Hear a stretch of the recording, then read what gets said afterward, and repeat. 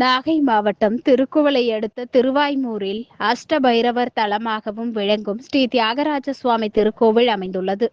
இக்கோவிலில் காசிக்கு அடுத்தபடியாக சத்ரு சம்ஹார பைரவர், அசிதாங்க பைரவர், குரு பைரவர், சண்ட பைரவர், குரோதன பைரவர், கபால பைரவர், உன்மத்த பைரவர், பீஷ்ண பைரவர் உள்ளிட்ட 8 பைரவர்கள் ஒரே சந்நிதியில் அருள்பாலித்து வருகின்றனர்.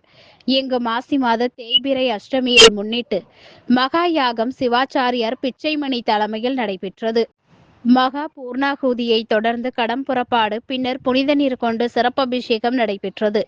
முன்னதாக பைரவருக்கு திரவிய பொடி, மஞ்சள் பொடி, பால், தயிர், பன்னீர், இளநீர், சந்தனம், பஞ்சாமிர்தம் உள்ளிட்ட பொருட்களால் அபிஷேகம் நடைபெற்றது. பின்னர் பைரவருக்கு மலர்களால் அலங்கரிக்கப்பட்டு மகா தீபாராதனை காண்பிக்கப்பட்டது. இதில் சுமார் 2000க்கும் மேற்பட்ட திரளான பக்தர்கள் பங்கேற்றனர்.